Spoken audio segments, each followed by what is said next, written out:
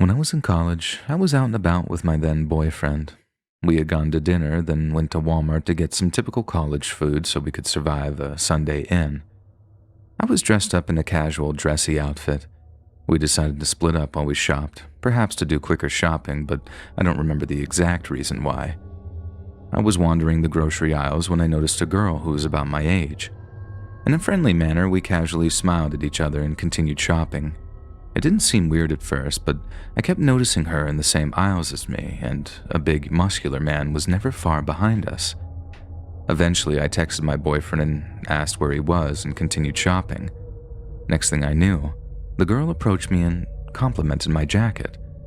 I said, "Thanks, Maurice's," and tried to move on.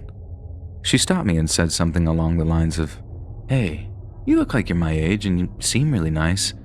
I just moved here for a new job in a company my friends and I are starting," and tried to ask me questions about where I was from. I was vague and untrusting with what I said, noticing that this wasn't normal. Then she said, "I'm looking for more people like you and me to work for our company. It's kind of a warehouse job and I would love you to be one of our bookkeepers. You should give me your number." I responded, "That's nice of you to offer me a job, but I'm not a desk person and I already have a job I really love." And she says, Well, that's a bummer. I thought we might work well together, you know? Well, would you want to give me your number so we can at least hang out? I'd love to have a friend who can show me around the city." I realized that I wasn't getting out of the situation until my boyfriend showed up or I gave her my number. Eventually, I rattled off a fake number and said, "Hey, I'll catch you later, I gotta go." Then I walked away, praying my boyfriend would be near so we could just get the heck out of there. While I was looking for him and trying to call him, the girl caught up to me and said, "Hey, I tried to call you, but it said the number was out of service." As I tried to come up with a quick excuse and say, "Maybe you typed it in wrong," she saw that my iPhone was unlocked and in my hand. She quickly snatched it and called herself on it. I was so flustered and mad at her that I snatched my phone right back when my boyfriend came around the corner. He instantly recognized that something was up and said that we needed to go. When the girl saw him approach me, she looked so disappointed to see him and stopped trying to interact. We ended up buying nothing and just leaving. And that night, we called our parents and the police.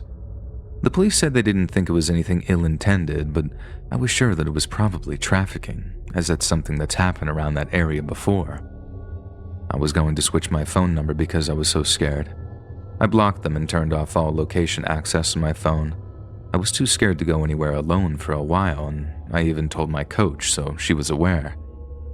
A couple of days later, I got a text from a random number. It was the girl.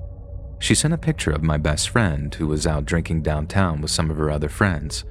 The text said, "I met your best friend. She gave me your number because I told her I was looking for new friends. She showed me a picture of you and I said, what a coincidence, I met her the other day and lost her number when I got a new phone."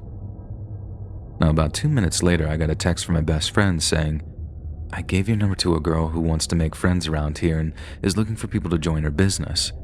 And since I'm moving this week, I thought of you." I freaked out and told her to get away from the girl and not to leave alone with her. I stayed up all night, worried until my best friend got home. She said she was fine, otherwise I would have gone to pick her up. Now, the next day, my best friend apologized and told me to block the number.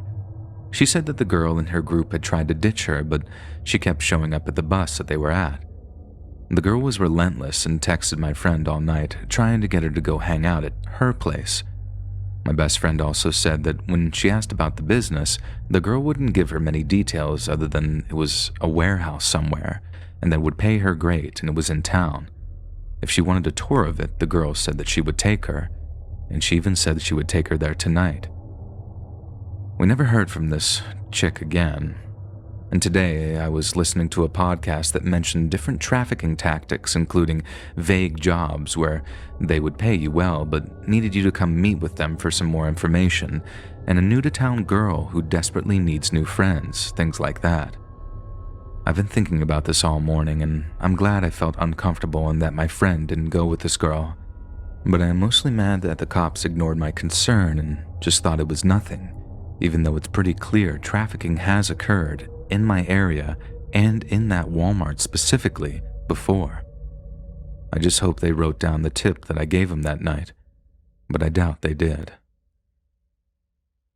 If you enjoyed this scary story, listen to thousands more, either over on the Let's Read YouTube channel or podcast.